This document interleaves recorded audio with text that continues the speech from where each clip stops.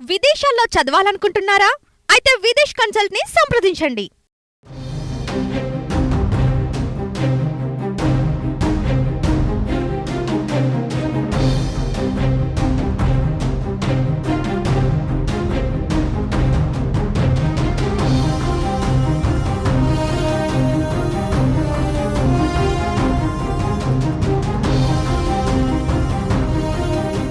ప్రముఖ సినీ నటుడు పోసాని కృష్ణమురళి ఎట్టకెలకు జైలు నుంచి విడుదలయ్యారు. టీడీపీ అధినేత చంద్రబాబు, జనసేన పార్టీ చీఫ్ పవన్ కళ్యాణ్ పై అసభ్య వ్యాఖ్యలు చేసిన కేసులో గత నెల 26న ఆయన అరెస్ట్ అయిన విషయం తెలిసిందే. ఈ కేసులో బెయిల్ కోసం సుదీర్ఘ విచారణ జరిగింది. తాజాగా కోర్టు బెయిల్ మంజూరు చేయడంతో గుంటూరు జైలు నుంచి పోసాని కృష్ణమురళి విడుదలయ్యారు. దీంతో జైలు వద్ద పోసానని మాజీ మంత్రి అంబటి రాంబాబు పరామర్శించారు. అంబటిని చూసిన పోసాని వెంటనే భావోద్వేగానికి గురయ్యారు.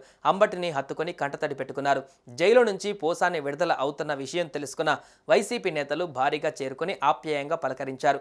తన కోసం వచ్చిన వారందరికీ ధన్యవాదాలు అంటూ పోసాని భావోద్వేగానికి గురయ్యారు.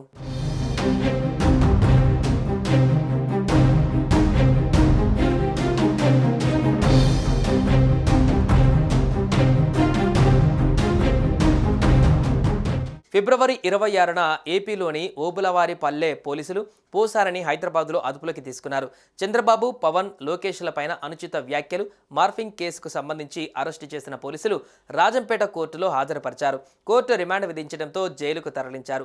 ఆ తర్వాత ఏపీలోని పలు జిల్లాలలోని పోలీస్ స్టేషన్లలోనూ 16 కేసులు నమోదు కావడంతో పిటి వారెంట్ పైన ఆయా కోర్టులలో హాజరుపరిచారు పోలీసులు.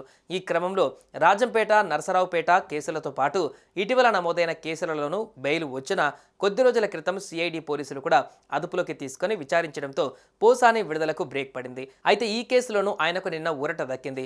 సిఐడి కోర్టు బెయిల్ మంజూరు చేసింది. మరోవైపు కోర్టుకు చేరుకున్న పోసాని న్యాయవాదులు, మీడియాతో మాట్లాడే అవకాశం కనిపిస్తోంది.